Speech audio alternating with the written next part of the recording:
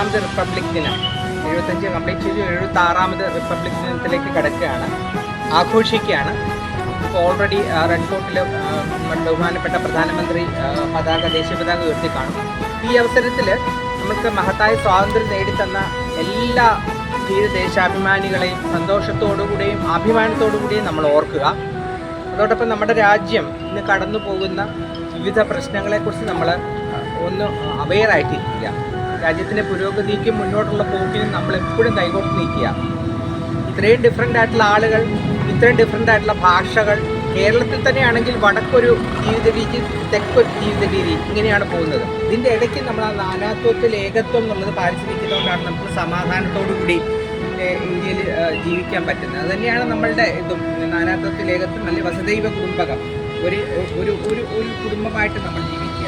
ഇതിനിടയ്ക്ക് നമ്മുടെ രാജ്യം പല പ്രതിസന്ധികളിലൂടെ കടന്നു പോകുന്നുണ്ട്. സാമ്പത്തിക ബുദ്ധിമുട്ടുകൾ, തൊഴിലില്ലായ്മ, ജനപ്പെരുപ്പം. രാജ്യത്ത് ലോകത്തിലെ 1ാം നമ്പർ ജനസംഖ്യ കൂടുതലുള്ള രാജ്യമാണ്.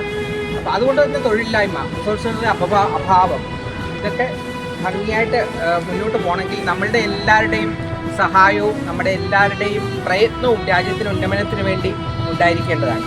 അപ്പോൾ മഹത്തായ സ്വാതന്ത്ര്യം എന്ന് പറയുന്ന ആ ഒരു മഹത്തരമായ സംഗതി നമുക്ക് നേടിത്തന്ന എല്ലാ ധീര ജവാന്മാരെയും എല്ലാ ധീര ദേശാഭിമാനികളെയും ഹൃദയപൂർവ്വം സ്മരിച്ചുകൊണ്ട് എല്ലാവർക്കും ഹൃദയംഗമായ റിപ്പബ്ലിക് ദിനാശംസകൾ ഞാൻ നേരുകയാണ്.